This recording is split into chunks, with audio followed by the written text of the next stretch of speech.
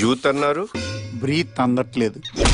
ఎందుకురా ఈయన్ని ఇంతలా ట్రాల్ చేస్తున్నారు అనుకునేవాడిని. బట్ అలా ట్రాల్ చేసేలా చేసింది మన యువసింహం యాక్టింగ్ వల్లే అని బ్రీత్ చూసాకే తెలిసింది. బ్రీత్ మూవీ రిలీజ్ అయ్యి చాలా రోజులైనా సరే నాకైతే చూసే ధైర్యం ఇంకా రాలేదు. సో ఎలాగోలా ధైర్యం తెచ్చుకొని ఈ రోజే చూశాను. సర్ప్రైజింగ్లీ నాకైతే మరీ అంత వరస్ట్ సబ్జెక్ట్ అని మాత్రం అనిపించలేదు. చెప్పాలంటే స్టోరీ బానే ఉంది కానీ మన అమ్మాయి బాగానే చేసింది సార్, కానీ మీరే అది మ్యాటర్. ఇంకా మూవీ ప్లాట్ విషయానికి వస్తే సమ్ హెల్త్ ఇష్యూస్ వల్ల సీఎం హాస్పిటల్లో జాయిన్ అయితే అక్కడ ఉన్న మెడికల్ మాఫియా సీఎం ని ఎలా చంపాలని ప్లాన్ చేశారు, దానిని హీరో ఎలా ఆపాడు, అసలు హీరోకి సీఎం కి ఉన్న రిలేషన్ ఏంటి అనేది remaining part of the story. Story బానే ఉన్నా కూడా మన యువసింహం చైతన్య కృష్ణ గారు తన యాక్టింగ్ తో నిజంగా బ్రీత్ అందకుండా చేశారని చెప్పాలి.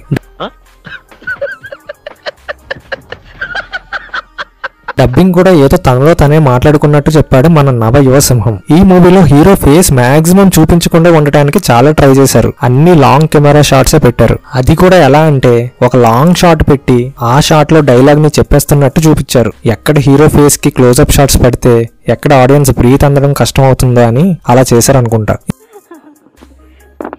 ఇంకా మూవీ మొత్తం ఒక్కటే ఎక్స్ప్రెషన్ ఇచ్చారు మన నవ యువసింహం ఎన్సీకే అన్న. మూవీలో హీరోకి దెబ్బ ఒక సైడ్ తగులుతుంది కానీ బ్యాండేజ్ మాత్రం 2 సైడ్లు వేస్తారు. కొనేసి మిగిలిపోయిన బ్యాండేజ్లకి న్యాయం చేశారనమాట. ఇంకా ఈ మూవీలో లాజిక్స్ గురించి ఎంత తక్కువ మాట్లాడుకుంటే అంత మంచిది. హీరో ఏమనుకుంటే అదే అయిపోతూ ఉంటుంది. ఆ హాస్పిటల్లో ఏదో రెంట్కి ఉన్నట్టు ఒక ఆపరేషన్ రూమ్ నుంచి ఒక ఆపరేషన్ రూమ్ కి జస్ట్ అలా వెళ్తూ వచ్చేస్తూ ఉంటాడు మన హీరో. ఇంకా వెన్నెల కిషోర్ తో ఏదో కామెడీ ట్రై చేశారు బట్ మన హీరో టైమింగ్ ని మ్యాచ్ చేయలేకపోయారు. ఇంకా hero dialogue delivery, walking style గానీ, స్క్రీన్ ప్లే కానీ, అలానే కెమెరా మూవ్మెంట్స్ కూడా చాలా బియర్డ్ వేలో డిజైన్ చేశారు. నాకైతే ఎన్సీకే గారు ఈ క్యారెక్టర్ కి కంప్లీట్ మిస్కాస్ట్ చేశారనిపించింది. వేరే క్యాస్ట్ తో పోలిస్తే కొంచెం అవుట్ ఆఫ్ ప్లేస్ లో ఉన్నారు. థ్రిల్లర్ జానర్ అయినా ఒక సస్పెన్స్ ని హోల్డ్ చేసే సీన్స్ గానీ ఒక్కటి కూడా ఉండవు. హీరోకి ఇన్నర్ వాయిస్ ఒకటి చెప్తూ ఉంటది. అక్కడ వచ్చే వాయిస్ మాడ్యులేషన్ చాలా క్రింజ్ వేలో ఉంటుంది. సాంగ్స్ కూడా ఉన్నాయి ఈ మూవీలో. మన ఎన్సీకే తో ఎక్కడ డాన్స్ చేపిస్తారేమో అని భయపడ్డా. Fortunately it's not happened. Final గా స్టోరీ కొంచెం బానే ఉంది అనుకునే లోపు మన యువసింహం